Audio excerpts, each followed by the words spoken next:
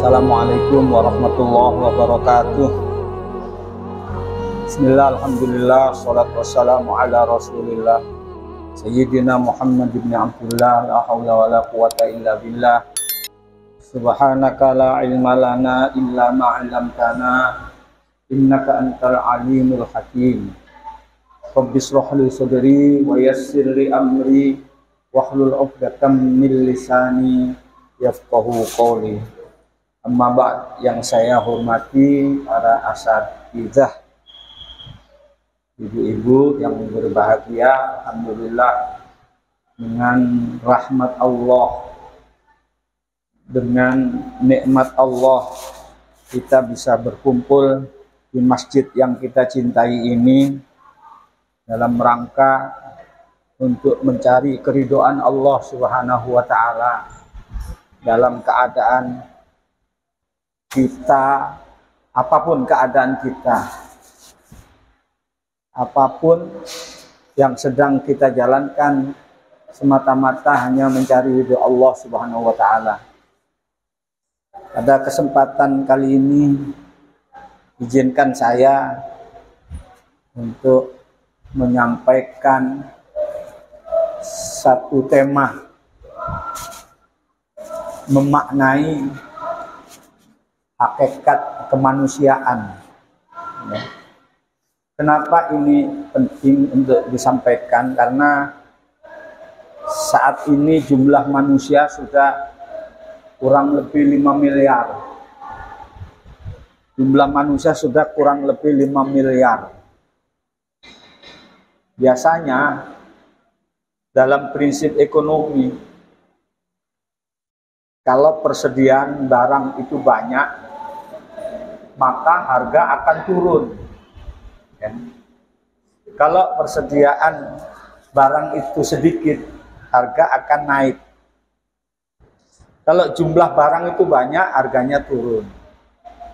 Rambutan kalau tidak musim mahal, ya Bu ya. Tapi kalau sudah musim rambutan, ya dibanting harganya. Itulah makna kalau barang itu banyak, maka harga akan turun. Durian kalau belum musim, ya mahal. Tapi kalau sudah musim, maka durian akan jatuh harganya. Nah sekarang manusia sudah sekitar 5 miliar. Itu artinya harga manusia sudah tidak mahal lagi. Makanya nyawa itu murah. Kadang-kadang ibu punya anak dibunuh. Pernah dengar? Anaknya sendiri loh dibunuh. Suami punya istri, punya anak dibunuh. Gara-gara istri mudanya ikut bunuh. Jadi harga nyawa itu sudah tidak mahal. Maka saya anggap penting untuk mengangkat sebuah tema, memaknai hakikat atau arti kemanusiaan. Karena apa? Manusia ini diciptakan tentu ada maksud, ada makna. Oleh sebab itu, paling tidak ada 3 pertanyaan yang harus bisa kita jawab.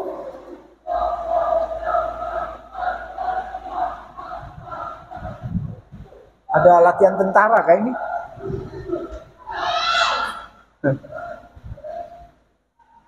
Ya, baik.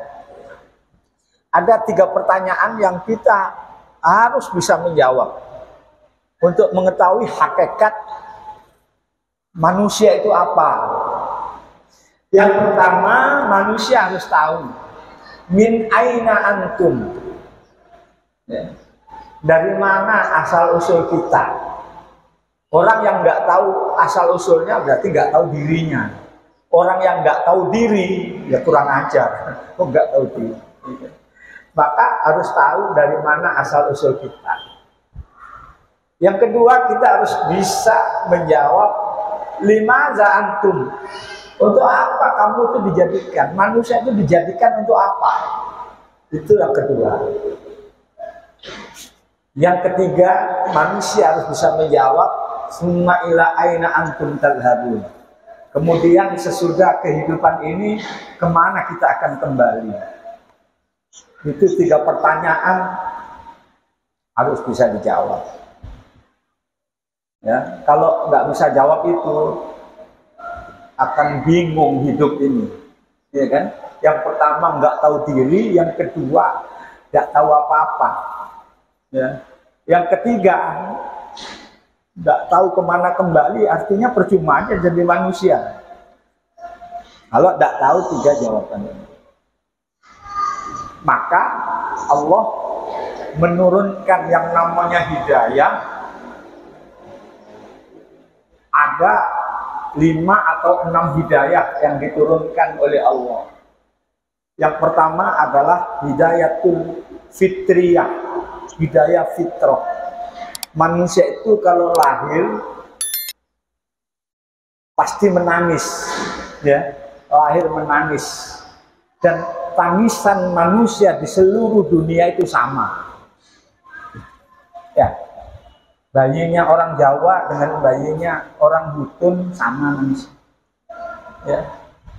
Bayinya orang Butun dengan orang Madura sama nangisnya. Tidak ada kalau Madura nangisnya deremak gitu, tidak ada.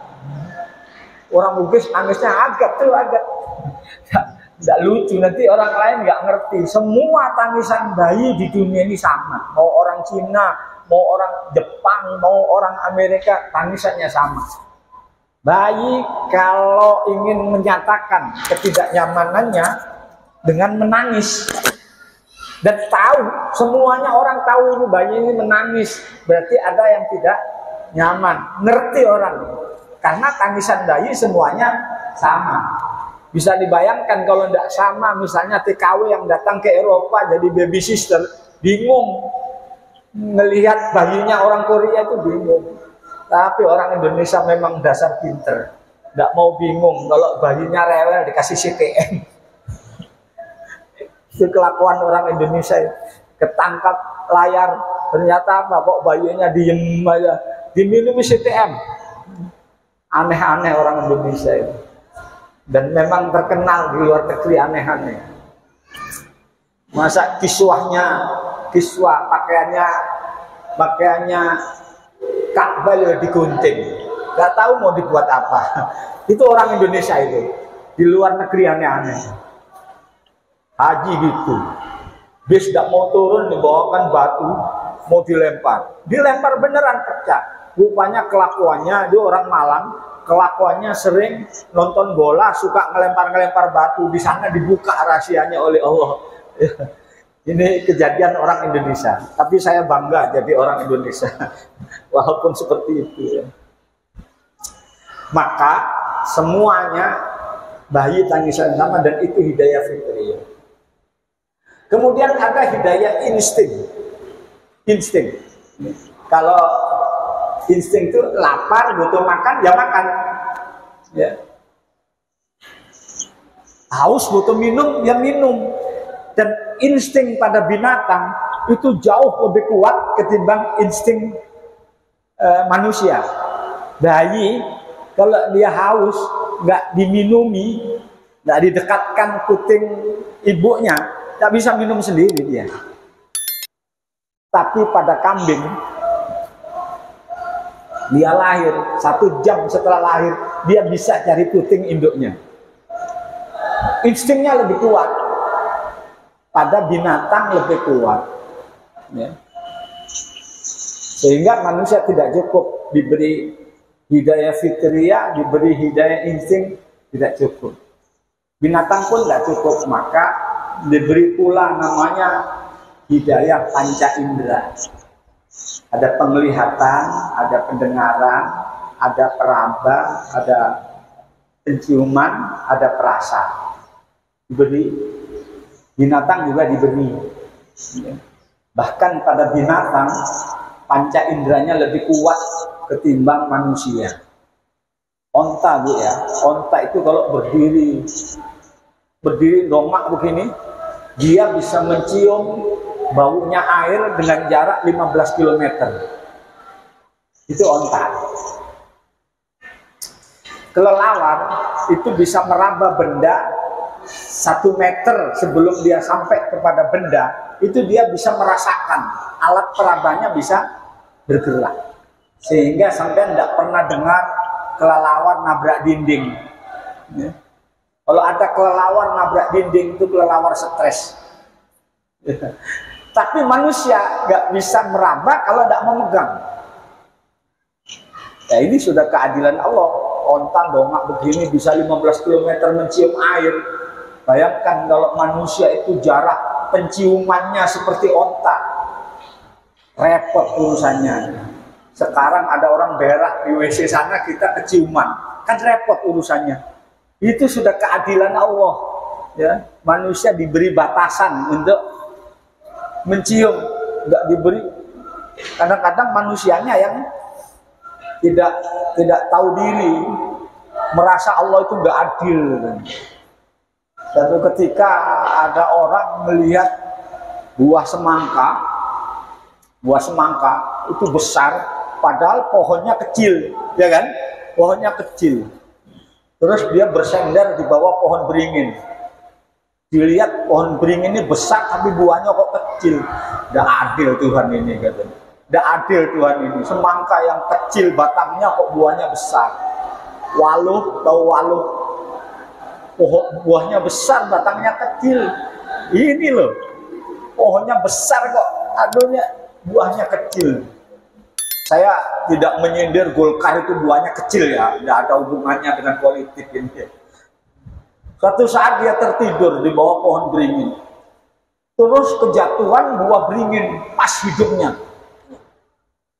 Kaget langsung baca istighfar, astagfirullahaladzim, kalau buah beringin ini kayak semangka, mati aku, katanya.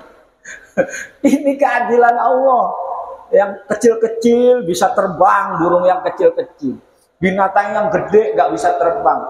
Bayangkan kalau sapi bisa terbang terus berak di atap kita, repot kita bersihkannya. Gajah kalau bisa terbang lalu berak di atap kita, repot bersihkannya. Untung yang terbang yang kecil-kecil, gak repot kita. Ini sudah keadilan Allah. Kemudian kucing, penglihatannya lebih tajam ketimbang kita. Kita ini kalau lampu dimatii, gelap, gak bisa melihat. Tapi kucing masih bisa melihat walaupun lampu dimatii. Sehingga binatang sudah cukup dengan 3 hidayah itu. Hidayah fitriyah, kemudian hidayah insting, dan hidayah panca indera. Manusia belum cukup. Karena manusia itu tidak tahu. Dengan 3 hidayah ini, manusia itu belum tahu, ya, di mana letak kebahagiaan. Ayo coba. Manusia belum tahu dengan 3 hidayah ini, manusia belum tahu di mana letak kebahagiaan itu di mana. Gak tahu. Apa letak kebahagiaan itu pada harta. Buktinya yang kaya pun bisa bunuh diri. Yang kaya bisa bunuh diri. Tidak sedikit rumah digubuk-gubuk, reot, tapi ada senyuman di keluarga itu. Dan tidak sedikit rumahnya orang kaya, tapi dia tidak bisa menikmati hartanya. Karena kesibukannya.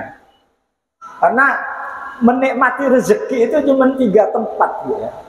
Ini harus kita sadari. Menikmati rezeki itu di 3 tempat. Yang kita makan itu rezeki kita. Yang kita makan. Yang kita pakai itu rezeki kita. Yang ketiga, yang kita sedekahkan itu rezeki kita.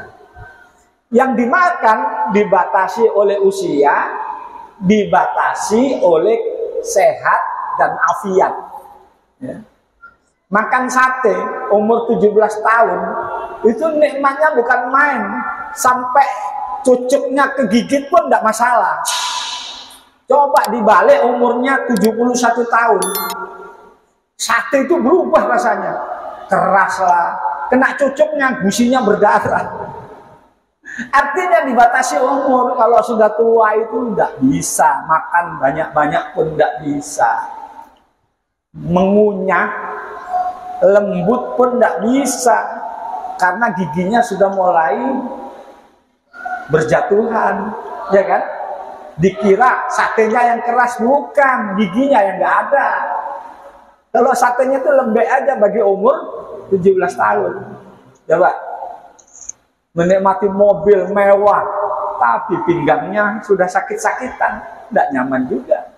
Biar naik truk kalau masih muda, loncat dari truk untuk turun itu tidak masalah. Coba kalau yang sudah umur 50-an suruh loncat dari truk, bisa kepala duluan.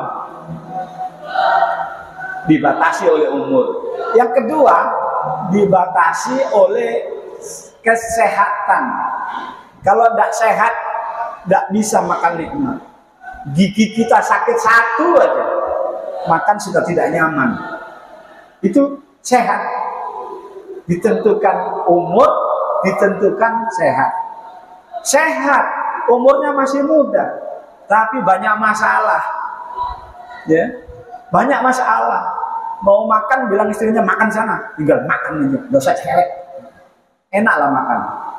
Mau makan, kenapa istri ini ngomong kayak gitu? Itu namanya afiat, kesehatan lahir dan kesehatan batin. Sudah, 3 itu yang membuat nikmat makan nyaman. Tapi ada lagi tapinya, senyaman apapun nikmat sehat ini, nikmat afiat, nikmat umur, juga dibatasi makan itu. Kalau sampean makan lapar, makan 1 piring, enak masih, ya kan? Tambah lagi 1 piring, mulai enaknya kurang. 2 piring sudah ya. Tambah lagi 1 piring, mulai sudah tidak nyaman.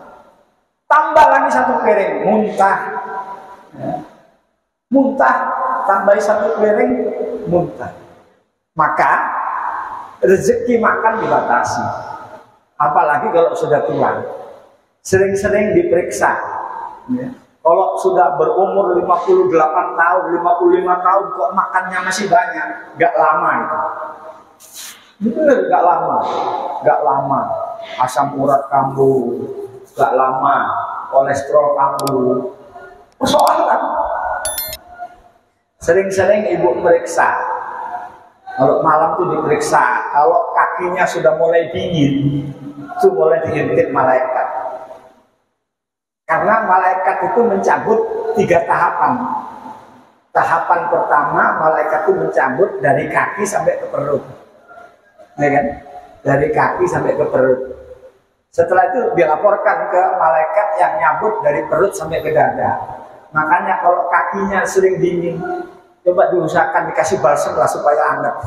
Biasanya tanda itu.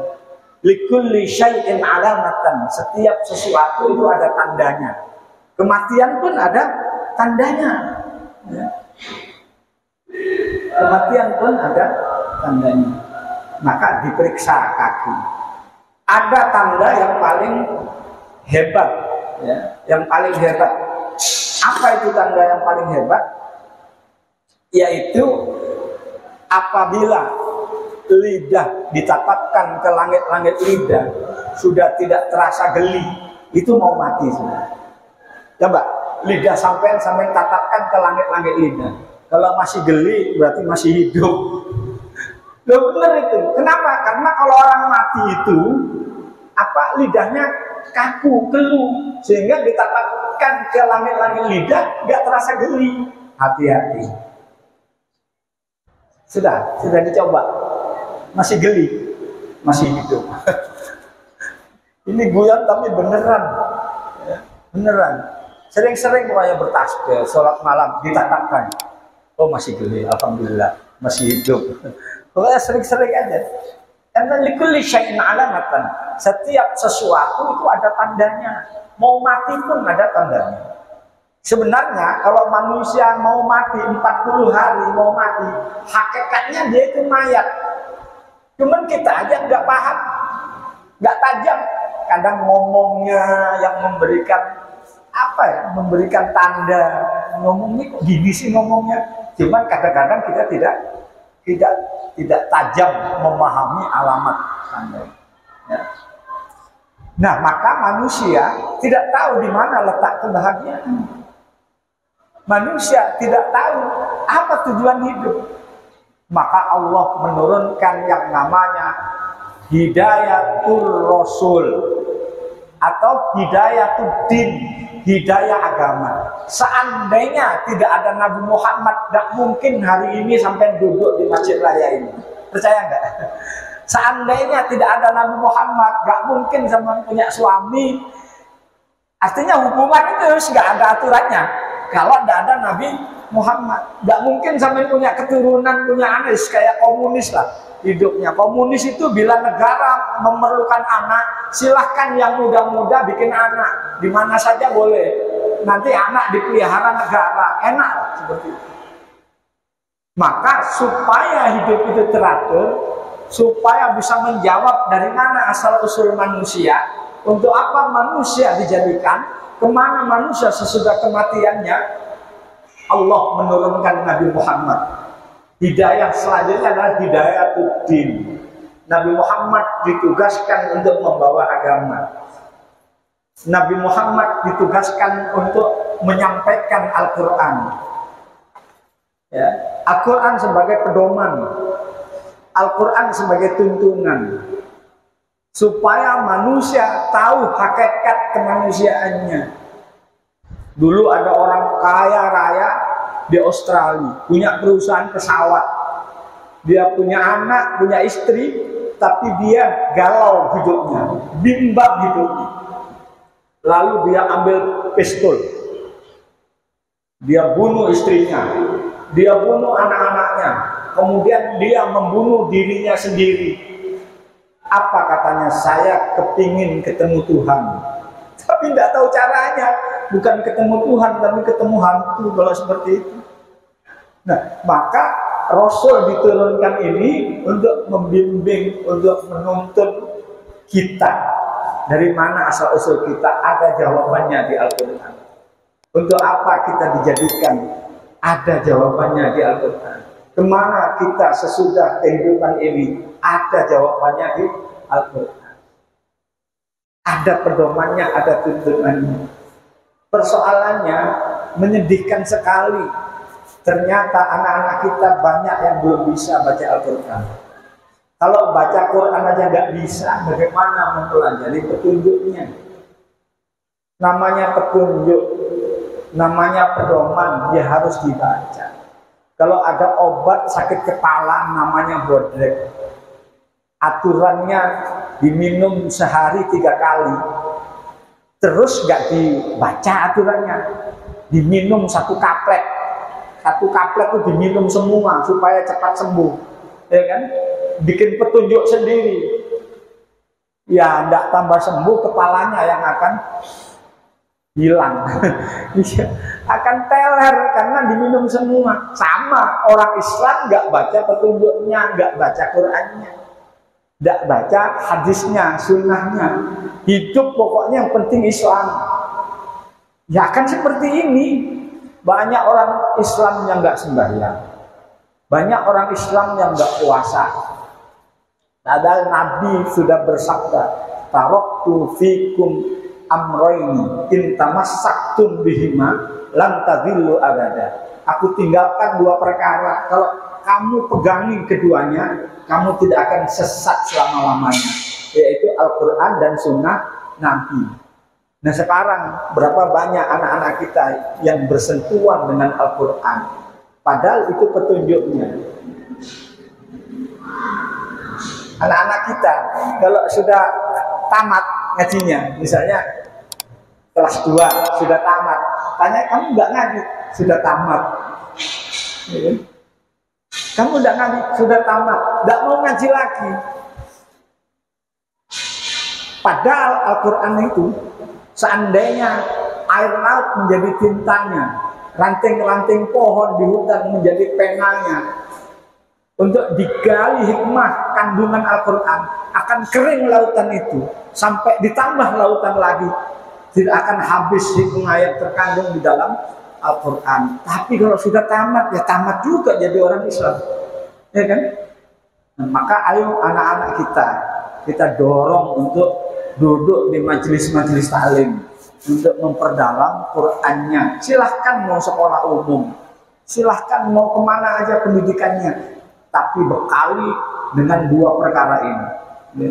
Bukan hanya sekedar baca, menggali isinya itu yang lebih penting. Menggali isi Al-Quran itu yang lebih penting. Alhamdulillah saya sudah 30 tahun membuka pengajian tafsir Al-Quran di berbagai masjid.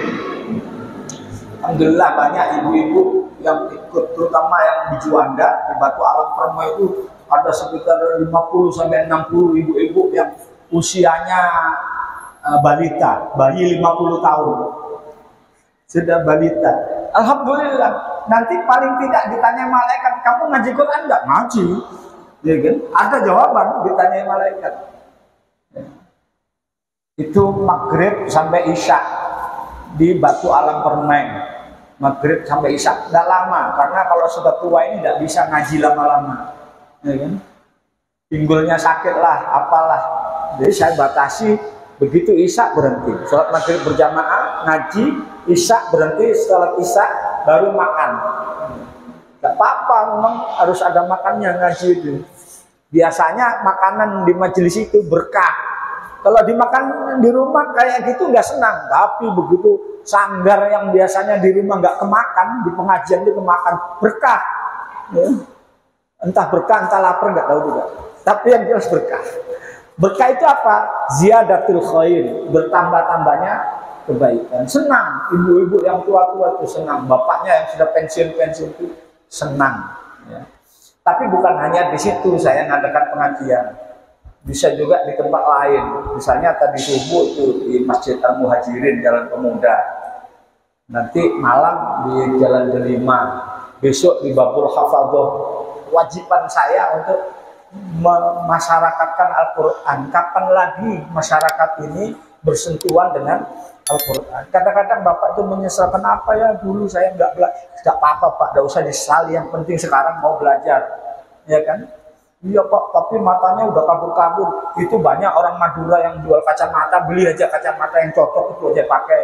Karena saya suruh pegang Al-Quran, baca sama-sama, belajar sama-sama. Nikmat ternyata, itu nikmat luar biasa. Mereka merindukan yang seperti itu karena dulu tidak sempat belajar seperti itu. Gak apa-apa, lebih baik terlambat daripada tidak sama sekali. Itu ya. Nah, Nabi diturunkan menjawab dari mana asal usul manusia. Sadar manusia itu dari mana, tidak mau memakai teori Darwin.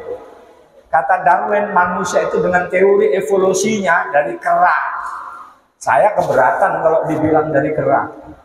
Buktinya evolusi itu berhenti sekarang. Harusnya evolusi itu berubah lagi.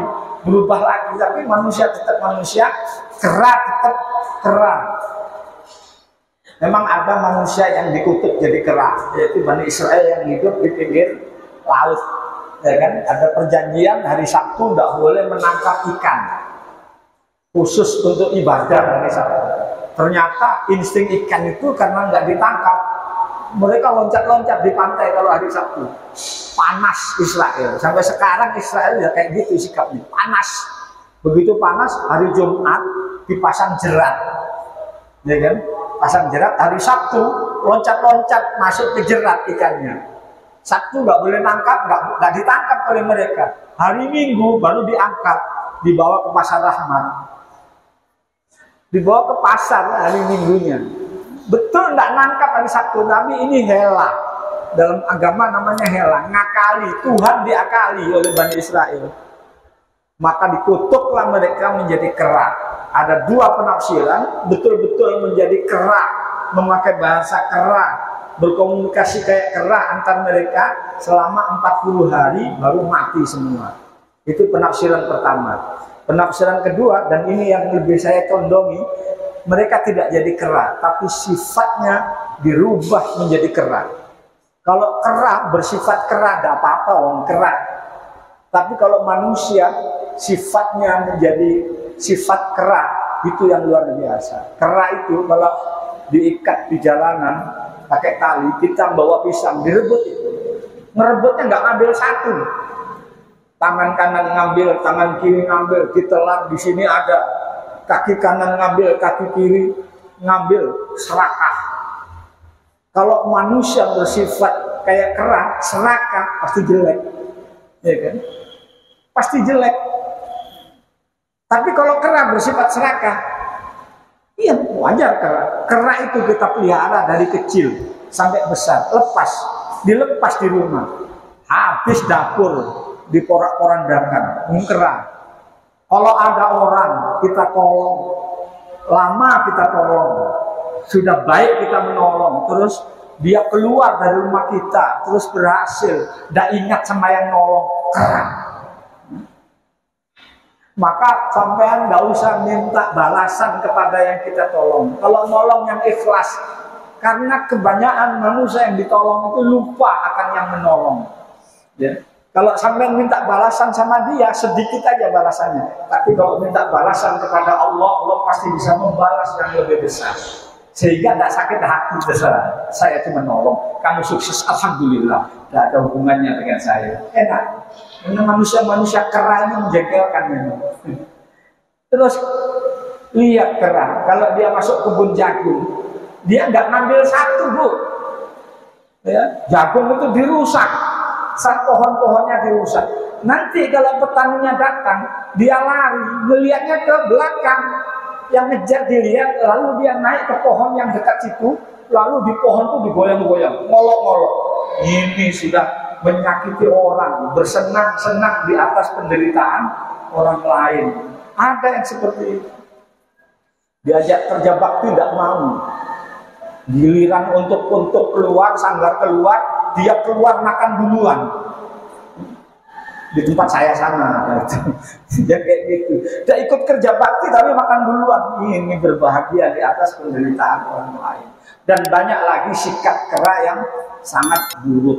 Maka Al-Quran menjawab dari mana manusia itu dijadikan. Dijawab oleh Al-Quran bahwa Nabi Adam itu diciptakan dari tanah. Diciptakan dari tanah dengan kalimat kun fayakun.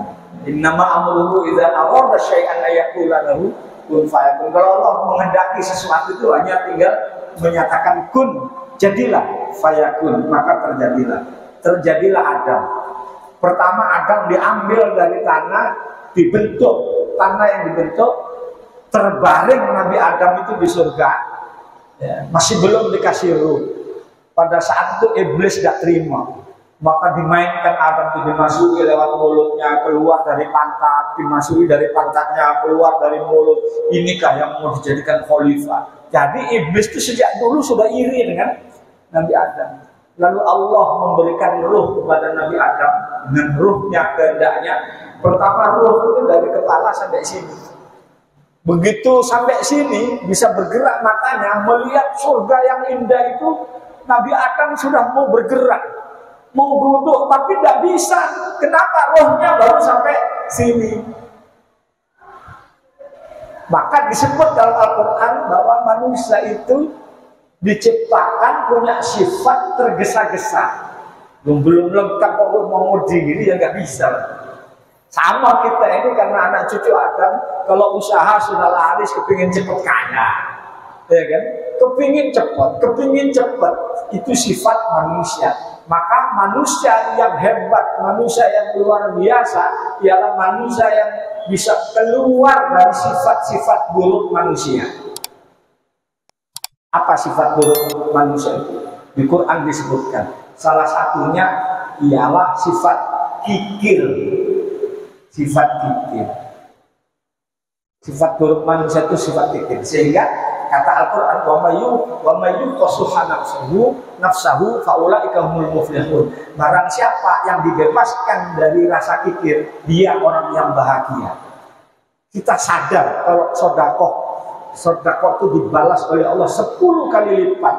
Kita sadar kalau sedekah itu dibalas sampai 700 kali lipat, bahkan dilipat-lipat gandakan.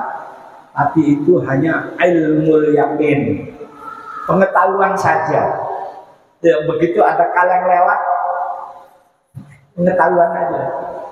Padahal tidak akan melarat orang yang rajin sedekah, tidak akan jatuh miskin orang yang sering memberi, karena dilipat-lipat gandakan oleh Allah. Yakin kita, baru sampai ilmu yakin, belum sampai kepada ainul yakin. Kan ada ilmu yakin, ada ainul yakin, ada hakul yakin.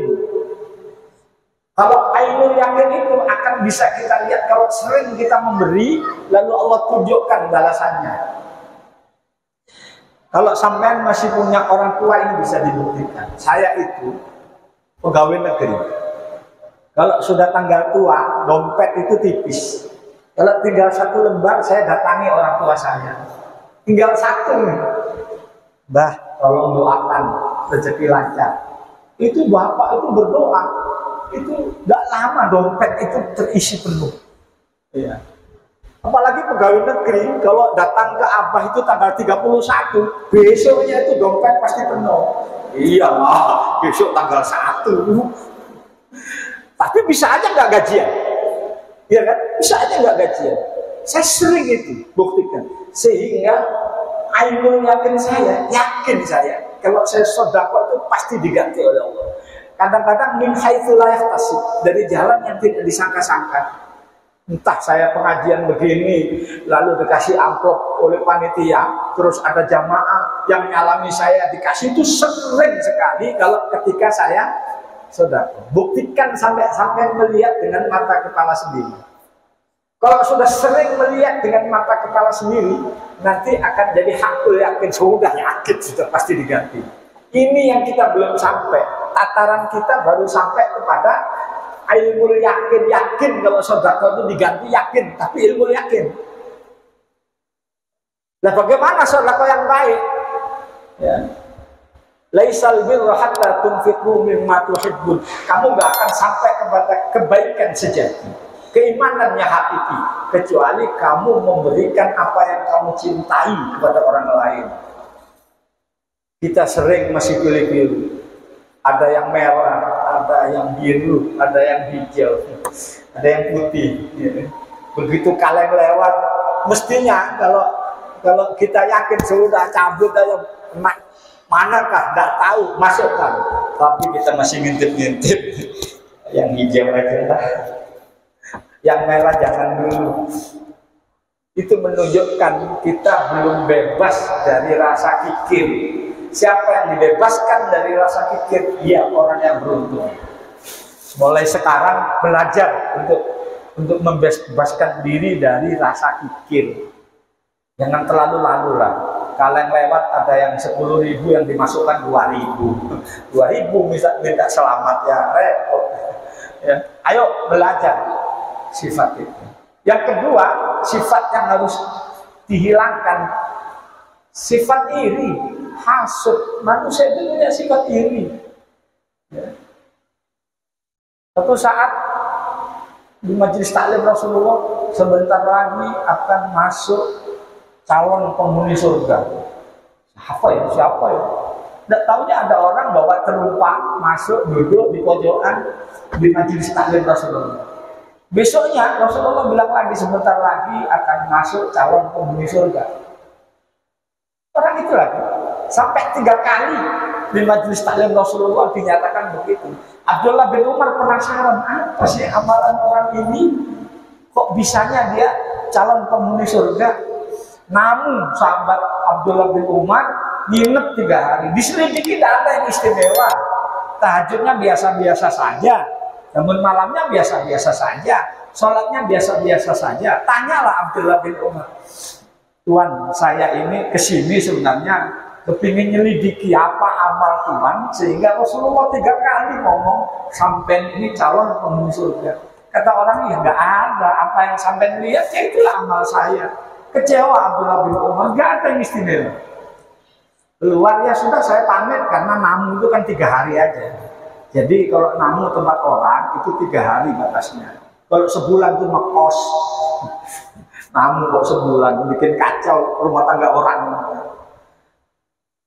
Sudah lewat, tuan sini. Saya itu udah ada amalan yang istimewa. Cuman saya ini jualan di pasar. Kalau tetangga saya laku, Alhamdulillah. Dia nggak beli sama saya, beli sama tetangga saya. Alhamdulillah, tetangga laku bisa ngasih nafkah keluarganya. Terus kalau saya mau tidur, saya berdoa, ya Allah, apapun kesalahan orang terhadap diriku, maafkan dia ya Allah. Sebelum tidur saya selalu berdoa seperti itu. Wah, ini kelihatannya gampang, tapi susah. Untuk sekarang nih kalau kita jualan sana jualan, kadang-kadang fitnah, ya kan? Udah nawar sama kita sampai jelek, nggak jadi-jadi. Beli sama tetangga kita langsung duitin, padahal lebih mahal dengan kita. Itu pikirannya, jangan pakai dukun. Nah, coba. Ya. Maka hilangkan perasaan iri, dengki itu hilangkan. Banyak lagi yang harus kita perbaiki hidup ini. Nah, yang selanjutnya Al-Quran memberikan jawaban.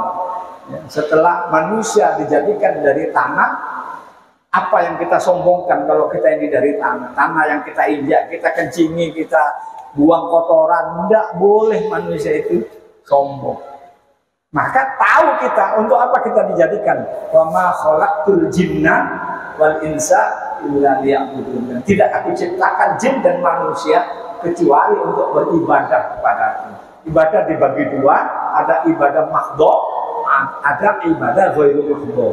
Yang mahdhah itu ya sholat, zakat, haji, puasa itu mahdhah. Tapi selain itu, apapun aktivitas kita itu ibadah. Sampai ke sini di majelis taklim ibadah. Sampai berhias supaya suami senang, itu ibadah. Sampai masak, itu ibadah. Apapun aktivitas sampean itu ibadah. Bahkan sampai mencucikan pakaian suami, setiap kucekan daripada kain yang dicuci dosa sampai rontok. Bahkan sampai memasakkan suami, setiap sampean mencuci beras, kotoran beras itu bersama kotoran dosa-dosa sampean itu dimaafkan. Bayangkan sarana untuk mencari ampunan Allah banyak sekali. Ya. Tapi kuncinya ikhlas. Karena apa? Karena kalau urusan pahala itu ikhlas. Kalau urusan dosa nggak pakai ikhlas, ya tetap dosa. Kalau ibadah kalau nggak ikhlas ya nggak dapat pahala, ya kan? Misalnya, wah saya minum ikhlas karena Allah, minum bir. Mau ikhlas mau nggak ikhlas ya tetap dosa. Kalau dosa itu ya tetap dosa, nggak pakai syarat. Tapi kalau ibadah syaratnya harus ikhlas. Kalau ikhlas dilipat-lipat gandakan. Duduk yang sebentar ini ikhlas karena Allah, pahalanya luar biasa. Maka ibadahlah tujuan kita.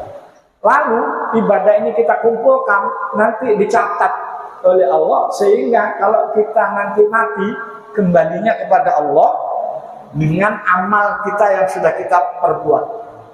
Ya. Sebesar debu sekalipun kebaikan, kita akan melihat hasil kebaikan itu. Seberat debu pun keburukan, kita akan dilapori keburukan itu. Manusia akan menerima catatan amalnya, akan dipertanggungjawabkan di hadapan Allah. Tujuan kita hidup ini adalah untuk bertemu dengan Allah. Tentu adalah surga yang kita harapkan. Manusia ini asalnya dari surga, Nabi Adam itu asalnya dari surga, diberi kesempatan hidup di dunia sebentar, nanti akan dikembalikan ke akhirat yang selama-lamanya, abadan selama-lamanya. Maka beruntunglah orang yang menukarkan kehidupan yang sebentar di dunia ini dengan kehidupan akhirat yang lebih panjang. Satu hari di akhirat itu sama dengan 1000 tahun di dunia. Berarti umur sampean itu tidak sampai 1 hari di dunia itu, ya kan? Beruntung yang bisa menukarkan yang tidak sampai 1 hari ini dengan akhirat yang lebih kekal. Rugilah orang yang hidup sebentar di dunia ini, ya kan? Akhiratnya ditukarkan dengan kebahagiaan yang sebentar di dunia ini. Maka Quran menyuruh dengan rahmat Allah, dengan karunia Allah, berbahagialah, bergembiralah di dunia ini. Bergembiralah. Kita tidak disuruh sedih, tapi kita disuruh bergembira di dunia ini, sehingga selamat di dunia, selamat di akhirat, terhindar daripada siksa api neraka. Demikian yang bisa disampaikan. Mudah-mudahan bisa kita renungkan bersama untuk menapaki sisa-sisa umur kita. Mudah-mudahan lebih baik dari apa yang sudah kita lalui. Mohon maaf kalau sekiranya ada yang kurang pas, kurang berkenan. Mudah-mudahan ibu-ibu sekalian tidak mengakhiri hidup ini kecuali dalam keadaan husnul khotimah. Ini ada doa arwah ya? Ada nama-namanya Bu? Tidak ada? Biasanya ada? Ada namanya? Gak ada, gak ada. Biasanya ini. Oh iya. Bisa minta tolong ada bukunya. Ila hadratin Nabi Mustafa Rasulullah sallallahu alaihi wasallam wa ala alihi wa azwajihi wa dzurriyyatihi wa ahli baitil kiram wa ila jami'il malaikatil muqarrabin wal qurubin sunnah Ibrahim wa Mikail wa Israfil wa Izrail wa hamalatil 'arsy wa ila jami'i ahli kubur min ahli la ilaha illallah Muhammadur Rasulullah sallallahu alaihi wasallam wa ummahatina wa ajdatina wa jaddatina wa nakhussu khususan mengitamana ila wa jami'i muslimin wal muslimat khususan la sultan awliya syaikhul qadir daerah sa'illam al-fatihah a'udzu billahi minasyaitonir rajim bismillahirrahmanirrahim alhamdulillahi iyyaka na'budu wa iyyaka nasta'in ihdinas siratal mustaqim siratal ladzina an'amta 'alaihim ghairil maghdubi 'alaihim waladdallin amin. Bismillahirrahmanirrahim. Alhamdulillah fi ni'mah wa fi mazidah. Ya Rabbana lakal hamdu kama yanbaghi li jalali wajhikal karim wa 'azimi sultanik. Bismillahirrahmanirrahim. Alhamdulillahirabbil alamin. Wassalatu wassalamu ala asyrafil anbiya'i wal mursalin sayyidina maulana Muhammadin wa ala alihi wa sahbihi ajma'in. A'udzu billahi minasyaitonir rajim. Bismillahirrahmanirrahim. Alhamdulillah rabbil alamin hamdan syakirin hamdan na'imin hamdan wafi ni'amahu wa yukafi mazidah. Ya Rabbana lakal hamdu kama yanbaghi li jalali wajhikal karim wa 'azimi sultanik. Allahumma shalli wa sallim wa barik ala sayyidina Muhammad wa ala ali sayyidina Muhammad. Alhamdulillah rabbil alamin. Allahumma taqabbal wa awsil sawaba ma qara'nahu min al-Qur'anil 'azim wa ma hadarnahu sabbahna wa ma halalna bi qawli la ilaha illallah Muhammadur Rasulullah sabbahna بقولي سبحان الله الحمد لله ولا إله إلا الله ولما استغفرنا بقولي نستغفر الله العظيم وصلينا على سيدنا محمد صلى الله عليه وسلم هدية واسعة ورحمة نازلة وبركة شاملة إلى حضرة حبيبنا وشفيعنا قرة أعيننا سيدنا مولانا محمد صلى الله عليه وسلم وإلى جميع إخوانه من الأنبياء والمرسلين والأولياء والشهداء والصالحين والصحابة والتابعين والعلماء العاملين والمصنفين المخلصين وجميع المجاهدين في سبيل الله رب العالمين والملائكة المقربين خصوصا إلى سيدنا الشيخ عبد القادر الجيلاني ثم إلى أرواح جميع أهل القبور من المسلمين والمسلمات والمؤمنين والمؤمنات من مشارق الأرض ومغاربها وبرها خصوصا إلى آبائنا وأمهاتنا وأجدادنا وجداتنا ونحس خصوصا إلى من اجتمعنا هنا بسببه ولأجله. اللهم اغفر لهم وارحمهم وعافهم واعف عنهم. اللهم اغفر لهم وارحمهم وعافهم واعف عنهم. اللهم انزل الرحمة والمغفرة على أهل القبور من أهل لا إله إلا الله محمد رسول الله صلى الله عليه وسلم. ربنا أرنا الحق حقا وارزقنا اتباعه وأرنا الباطل باطلا وارزقنا اجتنابه. ربنا آتنا في الدنيا حسنة وفي الآخرة حسنة وقنا عذاب النار. سبحان ربنا رب العزة عما يصفون وسلام على المرسلين والحمد لله رب العالمين. اللهم وفق إلى أقوم الطريق. السلام عليكم ورحمة الله وبركاته.